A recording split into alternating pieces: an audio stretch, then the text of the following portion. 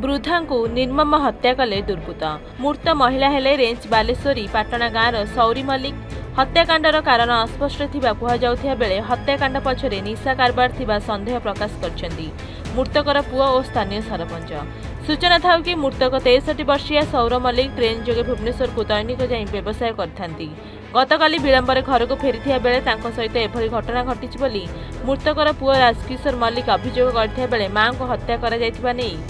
और हत्याकांड पछरे निशा कारबार मुख्य कारण थिबा कहिथिबा बेले समान अभियोग दोहराइछन्ती स्थानीय सरपंच और समाजसेवी। खबर पाई घटनास्थल में पुरी एसपी प्रतीक सिंह अनुधान करने सहित संधानी कुकुर और साइंटिफिक साहाय्य नियाଯାଇଛି। अतिशीघ्र अपराधी को धराजियो बोली पुरी एसपी प्रतीक सिंह कहिथिबा बेले घटनास्थल में पुरी अतिरिक्त एसपी सचिन पटेल पिपिली एसटीपी और डेलांग पुलिस पहुंच तदंत जारी रखिछि। डेलांग रतनपुर में नाबालक को हत्या करने घटना मनरू लिभुनी। वृद्धा को हत्या करने घटना पुलिस मुंडबिंधार कारण पलटि।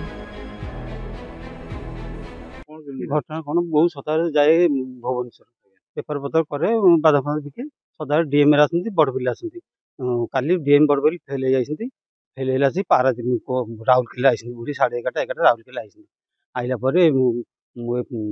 आइला बर्तमान देखला मुझे मदा फदा सब खाकि कर सब समते एक दुए मुझे सका आइला देखला बुढ़ीर ठेंगाटा पड़ी गोटे पिला धरिकी ठेंगाटा एपट सेपट करता मुझे देखी मुझे ठेंगाटा कौन कलर अच्छी मुठा लगी जो मुंडे जो मुठा रबर बांधती लगी एपट लगे से देखिए मो बोर तो आउ आगे गला चप्पल देखिए आउ आगे देखिए बुढ़ी पड़ी बो पड़ी आज्ञा फोटा फोटा बाहरी पड़ी कौन करी आज्ञा एति आज्ञा मत नि दरकार आज्ञा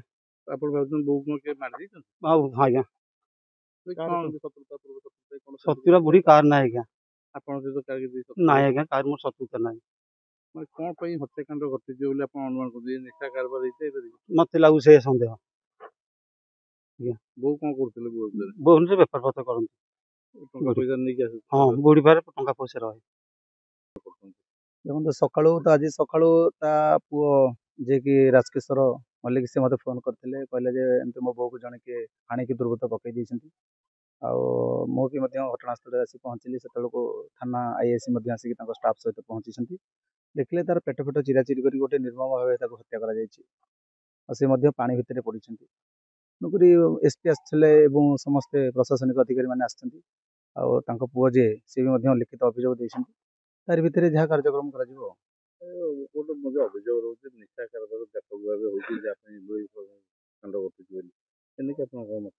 देखो निशा कारबार यदि कहले तो मुझे आड़े पारिनी से सत्य जे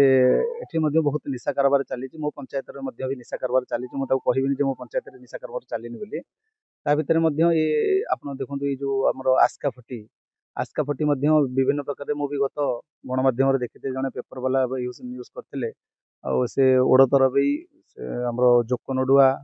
आम बेलेश्वरी पाटना रेंच बेलेश्वरी पाटना एमती निशा कारबार चली से मुझे अनुभव करुच्ची भी चली आम जो लोकप्रतिनिधि अच्छु आम तत्पर ग्रहण करुचु आईआईसी डेला को अनुरोध करी निशा कारबार आगे बंद कर दिंतु जो फल ये जो निर्मम भाव जो हत्यार होची सी गोटे प्रमुख भूमिका निशा नहीं पारे मैं अनुभव कर विगत किछि दिन जो नुआ सरकार आसिला परे अपराधी माने एठी बेधड़क हो जाइछन्ति माने सक्रिय हो जाइछन्ति निशा कारबार डेलांग पिपिली अंचल रे एते मात्रा रे व्यापक भाव रे होउची जा फल रे अपराधी माने कोनोसी घटना घटेबाकू पछौ नांती आधरे पुलिस रो उदासीनता रहउची पुलिस भी निष्क्रिय अपराधी सक्रिय एठी पुलिस निष्क्रिय कारण एठी जेहेतु आपण देखंतु डेलांग स्टेशन टा पाखरे तापरे एठी डेलांग थाना टा मात्र 500 मीटर हबनी एठी पुलिस रो पेट्रोलिंग काई गाँ गहली गोटे लोकारण्य जगह गाँ भितरटा एटा स्टेशन पाखटा जदि एभलिया जगार जड़े वयस्क महिला को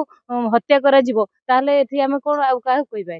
आस्तिले एसपी महोदय आस्तिले एडिशनल एसपी आस्तिले समस्त आस्तिले आपन को माध्यम रे आमे कहूछु जो भली भाव रे साधारण लोकंकर जनजीवन केमती सुरक्षित रहिबो धन सेटा ऊपर सरकार गुरुत्व दियंतु एवं स्थानीय प्रशासन मध्य गुरुत्व दियंतु आ एठी स्थानीय प्रशासन विरोधी की जेमती आड़ैया को जाई एठी जो भली भाव रे कार्यक्रम करूचंती सेगुला केबे लोकलोचन रे ग्रहणी होबनी तमे निशा कारबार होउची सरपंच स्वीकार कले साधारण लोक माने कहउचंती आस्का फटी पाउडर मद व्यापक भाव में चली जेहेतु यहाँ गोटे आमर डेलांग स्टेशन गोटे गुरुत्वपूर्ण बहन करुच्ची डेलांग जो मैंने व्यवसाय कर भुवनेश्वर जटणी पुरी आदि की सब जाऊँगी एभली जगह पेट्रोलिंग हवा निहाती दरकार खाली जीआरपी पुलिस आपंकर किसी कौन डेलांग पुलिस कर्तव्य नहीं डेलांग पुलिस केवल खाली दंडिया रखिकी खाली बाली गाड़ी माटी पथर जाऊँगी तारी उपर नजर रखियो साधारण जनजीवन सुरक्षा कौन डेलांग पुलिस दायित्व नुह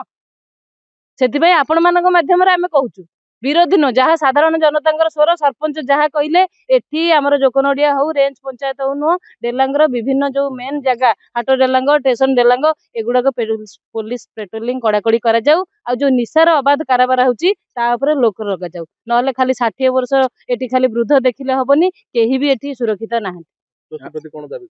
आम निश्चित भाव में परिवार को समवेदना जनाऊँ एवं एसपी महोदय तो आसते संगे आलोचना करके दोषी विरुद्ध में दृढ़ कार्यानुष्ठान कराहब कारण दोषी कोड बॉम्बे दिल्ली आसिक जड़े लोक को मारबनी जेकोसी कारण हत्या कर तुरंत केमती दोषी धराई कठोर कार्यानुष्ठान ग्रहण कर अपराधी कारण केमती भयभीत हे से सरकार दृष्टि देवे प्रशासन दृष्टि देव आम से दिगरे यत्नवान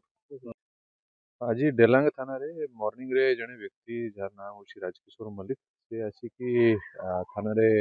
खबर देथिले कि तांकर मां कि जने वृद्ध महिला तांकर 65 वयस सी भुवनेश्वर रे डेली जीवासीवा करती और सेठी से किसी व्यवसाय करती तांकर गोटे पोखरी पाखरे आज से मॉर्निंग रे मृतदेह से देखी बॉडी रे सीवियर इंजरी जहाँ देखिए जना पड़ा इमिडिएटली डेलांग आईसी और टीम ये आसिक पहुँचले स्पॉट को गार्ड कराई इन्वेस्टिगेशन आरंभ कराई गोटे मर्डर केस हिसाब रे हमें रजिस्टर करी साइंटिफिक टीम और डॉग स्क्वाड को व्यवहार करा और सीनियर ऑफिसर्स प्रेजेंट अच्छा आमे सबू दृष्टि केस को इन्वेस्टिगेशन करूँ कि को कारण ये घटना हो पारे अति शीघ्र केस को इन्वेस्ट करी डिटेक्शन करने को हमें चेष्टा करूँ।